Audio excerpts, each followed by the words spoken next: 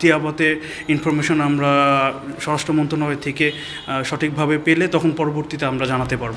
I don't know nothing about this process. আসলেই কি সুলেমান দিয়াবাতেকে চায় বাংলাদেশ ফুটবল ফেডারেশন, নাকি গণমাধ্যম সহ পারিপার্শ্বিক চাপে কেবলই কালক্ষেপণ? যদি সত্যিই আগ্রহ থাকে বাফুফের, তবে কেন গেল 1 বছরে এই মালি স্ট্রাইকারের সঙ্গে কোনো যোগাযোগ করেননি ফেডারেশন সংশ্লিষ্টরা?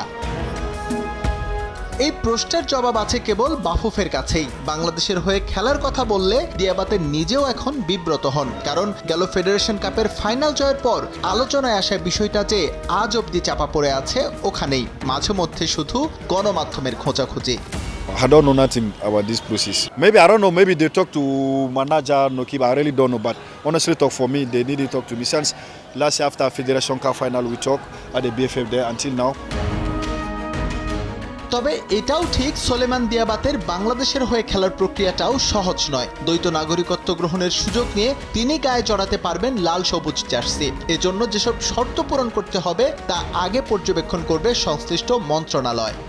নগদে 500 টাকা বা তার বেশি পেমেন্টে পেতে পারেন ঢাকায় জমিসহ 20 কোটি টাকার পুরস্কার। We talked about this one last year.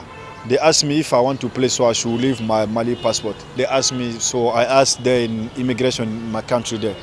So they say I can use both of them, so I think it's not problem. 5 বছর ধরে বাংলাদেশে অবস্থান করা দিয়াবাতে এখানকার পরিবেশের সঙ্গে এখন খুবই অভ্যস্ত।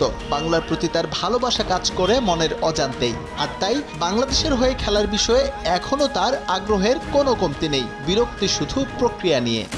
Honestly talk, I love this country as well, because this is Muslim country, also I'm Muslim. All time I pray with my friend here, players, When I play football, I give everything 100%. I like to score a goal. I hope if I come there, I can help, because Bangladesh national team, they have a good player, local good player, we can help each other to make the Bangladesh national team strong. 33 বছর বয়সী Sulaiman Diabate নাগরিকত্ব পেলে বাংলাদেশ তার কাছ থেকে service পাবে কতদিন বিবেচনায় রাখতে হচ্ছে বিষয়টি, কারণ এর আগে 32 বছর বয়সী এলিটা কিংসলেকে নাগরিকত্ব দিয়ে খেলিয়েও বাংলাদেশ জাতীয় দলে তার ক্যারিয়ার ছিল মাত্র 2 ম্যাচ। এস এম ইকবাল, সময় সংবাদ, ঢাকা।